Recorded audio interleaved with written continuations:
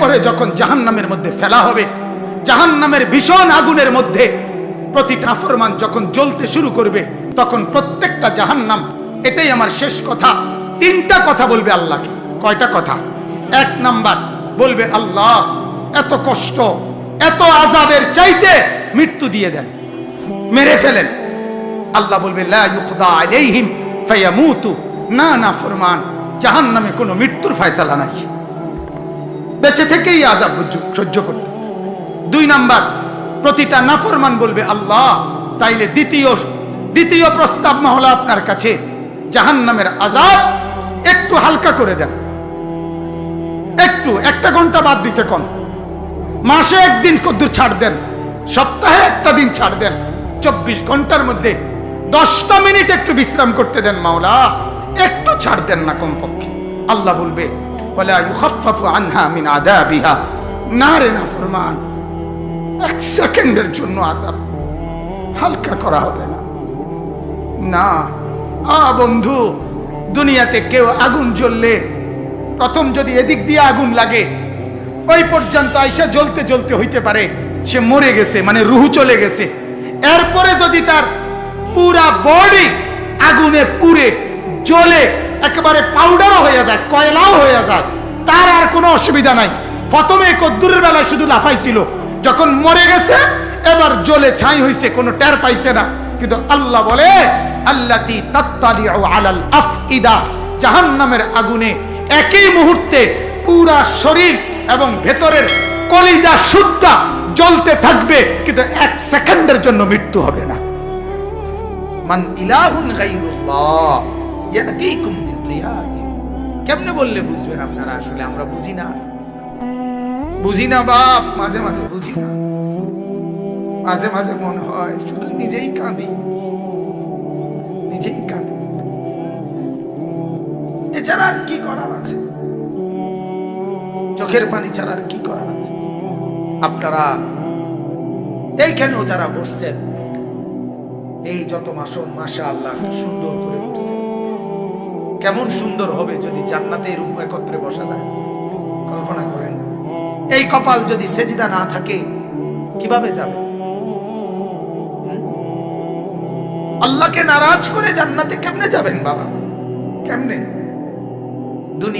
দুনিয়া ভোগ করতেছেন, দুনিয়াই ভোগ করছেন।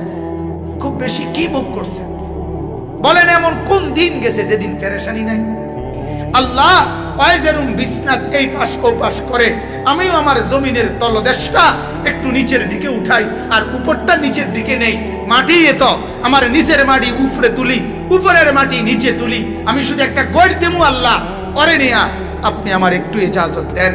আল্লাহর কসম বাপ রব্বুল আলামিন তখন বলে, না জমিন এমন করিস না, ও যে আমার হাতে বানানো বান্দা, ওর নাক আমি লাগাইছি, ওর চোখ আমি লাগাইছি, ওরে ঘুম আমি বাড়াইছি, ওর চোখ আমি বেলে দিয়েছি, রাত হয়েছে আমি ইন্তজাম করেছি, আমারই তো হাতে গড়া, দেখি না আমার বান্দা তওবা করে কিনা। যদি আল্লাহ রাত ভোর না বানায়, পৃথিবীর কেউ ভোর বানাতে পারবে না। আল্লাহ কোরআনে বলছে, যদি দিনকে আমি আল্লাহ অন্ধকার না বানাই, কেউ আর রাত আনতে পারবে না। যদি অন্ধকারকে আমি আল্লাহ আলোকিত না বানাই, তাইলে কেউ আর আলো আনতে পারবে না। আমি প্রায় বলি, আমার মাঝে মাঝে কথা মনে হয়, এশার নামাজ, ফজরের নামাজ, এই নামাজগুলো না পড়ে পড়ে যারা বছরের পর বছর ঘুমায়, দিনের পর দিন ঘুমায় থাকে, ছেলেরা, যুবকেরা, মারা, পুরুষেরা, বাবারা।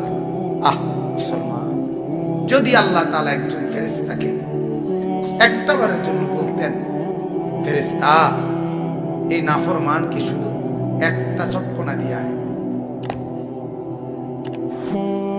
তাইলে তার 14 গোষ্ঠীর জীবনে আর কোনদিন সে নামাজ ছাড়ত। কিন্তু মালিক বড় দয়াবান, মালিক বড় দয়াবান। 10 ঘন্টা লাগাতার ঘুমাবার পরেও আল্লাহ দেখতেছে আমার নাফরমান বান্দা ফজরের নামাজ পড়ে নাই। 7:30 বাজে চোখ মেলতে চাইছে, 8টার সময় সকাল চোখ মেলতে চাইতেছে। আল্লাহ তো দেখতেই আছে আমার নাফরমান আমার ফজরের সেজদা করে নাই, তবুও মালিক কি পরিমাণ দয়াবান, এত বড় নাফরমানির পরেও আল্লাহ চোখটা মেলে দেয়। আল্লাহ বলছে ঠিক আছে বান্দা চোখ ফেল, আবার দুনিয়ার সংসার করবি কর, ঠিক আছে, আবার দুনিয়া সাজা, আবার দুনিয়া সাজা, যা তোকে আমি আবারও সুযোগ দিলাম, আবারও সুযোগ দিলাম। এভাবে প্রতিদিন মাওলা সুযোগ দেয় আর অপেক্ষা করে। হাদিসের মধ্যে আছে প্রত্যেকটা নাফরমান যখন আল্লাহর নাফরমানি করে, বিশ্বাস করেন বাপ, এই জমিন খোদার কসম আল্লাহর কাছে অনুমতি চায়, আল্লাহ এই বেঈমানকে নিয়া আমি শুধুমাত্র একটা উল্টানি দেই, আপনার কাছে অনুমতি চাচ্ছি আল্লাহ, ওয়াইজারুম বিসনাত এই পাশ ও পাশ করে আমিও আমার জমিনের তলদেশটা একটু নিচের দিকে উঠাই, আর উপরটা নিচের দিকে নেই, মাটি এত আমার নিচের মাটি উপরে তুলি, উপরের মাটি নিচে তুলি, আমি শুধু একটা গড় দেবো আল্লাহ, পরে নেয়া আপনি আমার একটু ইজাজত দেন। আল্লাহর কসম বাপ রব্বুল আলামিন তখন বলে, না জমিন এমন করিস না, ও যে আমার হাতে বানানো বান্দা, ওর নাক আমি লাগাইছি, ওর চোখ আমি লাগাইছি, ওরে ঘুম আমি বাড়াইছি, ওর চোখ আমি বেলে দিয়েছি, রাত হয়েছে আমি ইন্তজাম করেছি, আমারই তো হাতে গড়া, দেখি না আমার বান্দা তওবা করে কিনা, ফিরে আসে কিনা, ফিরে আসে কিনা। আনিবু ইলা রাব্বিকুম, আল্লাহ বলে তোমরা তোমাদের রবের কাছে ফিরে আসো বান্দা, আমি অপেক্ষায় আছি বান্দা, যেদিনে সুযোগ পাও আইসো, আসলে আমি মাফ করে দেব। এক নাফরমান সন্তান তার মা আর বাপ থেকে যদি আলাদা হয়ে যায়, 2 বছর 4 বছর পরে চোখের পানি ছেড়ে মা আর বাবার সামনে এসে যদি মাফ চায়, হাদিসের বক্তব্য দ্বারা বোঝা যায় ওই মা আর বাপ সন্তানের চোখের পানি দেখেও মাফ করতে যদ্দূর দেরি না করবে, খোদার কসম রব্বুল আলামিন তার নাফরমান বান্দার চোখের পানি দেখলে মা আর বাবারও কোটি দিন আগে, কোটি সময় আগে আল্লাহ মাফ করে দিবে। এমন যিনি তিনি আল্লাহ, এমন যিনি তিনি রহমান, এমন যিনি তিনি রহিম। এদিক সেদিক তাকায়েন না, আমার ওয়াজ শেষ হয়ে যাইতেছে। অতএব আমার ভাইরা, এটা আপনারা বোঝা উচিত, আমরা এটা বোঝা উচিত। আমাদের জিন্দেগি এভাবেই রাত, এভাবেই দিন পার হয়ে যায়।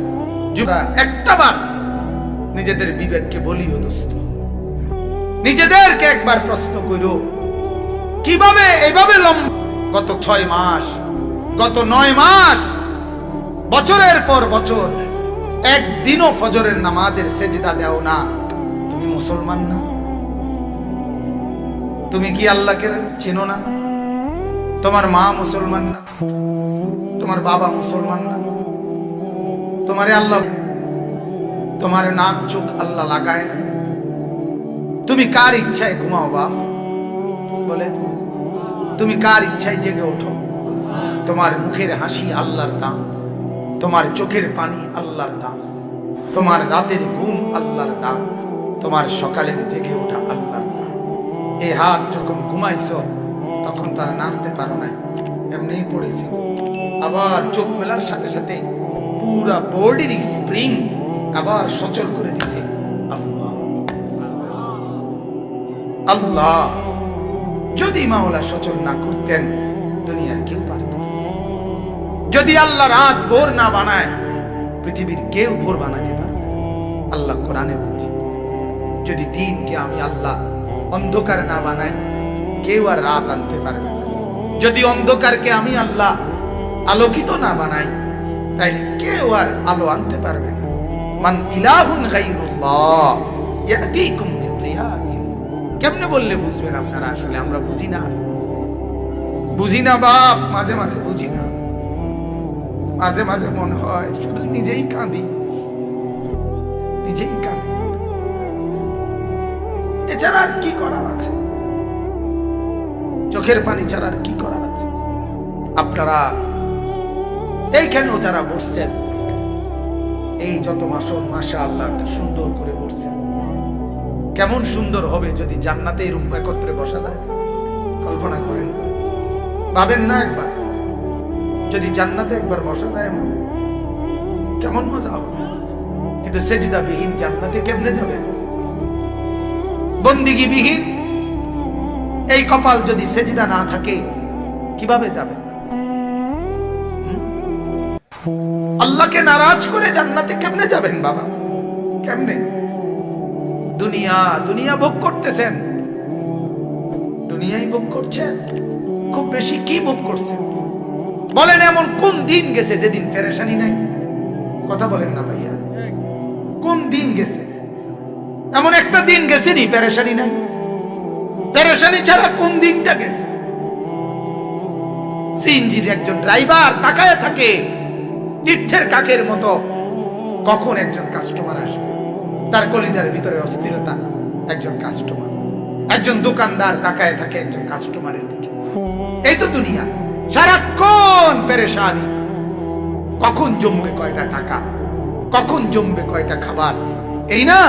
রব্বুল আলামিন বলেন, আমি আল্লাহ তাআলা যদি শান্তি তুলে নেই, আমি যদি রিজিক তুলে নেই, আমি যদি দুনিয়া থেকে তোমাদেরকে দুর্ভিক্ষ দিয়ে দেই, আমি যদি অভাব দিয়ে দেই, আমি যদি দারিদ্রতা দিয়ে দেই, কে আছে তোমাদের তোমাদের এই অভাব আর দারিদ্রতা দূর করবে? কথা বলেন না। যে হসপিটালে মানুষ সুস্থ হয়, ওই হসপিটালে মানুষ মারা যায়। যে ডাক্তারের প্রেসক্রিপশনে মানুষ সুস্থ হয়, ওই ডাক্তারের প্রেসক্রিপশনে ওষুধ খায়, মানুষ মারা যায়। ওষুধ খাইতে খাইতে মানুষ সুস্থ হয়, ওষুধ খাইতে খাইতে মানুষ মারাও তো যায়। বোঝা গেল ওষুধের হাতে তো কিছুই নাই, হসপিটালের হাতে তো কিছুই নাই, ডাক্তারের হাতে তো কিছুই নাই। যা তা একমাত্র কায়নাতের মালিক আল্লাহ তাআলার হাতে। তাকে কেন নারাজ করছেন? কেমনে বললে বুঝবেন? যদি বলেন হাত ধরে বলি, তা আসেন হাত ধরে বলি। যদি বলেন বুকে জড়াইয়া বলি, যুবক আসো বুকে জড়াইয়া ধরি, তোমাকে ধরেই কাঁদি, চলো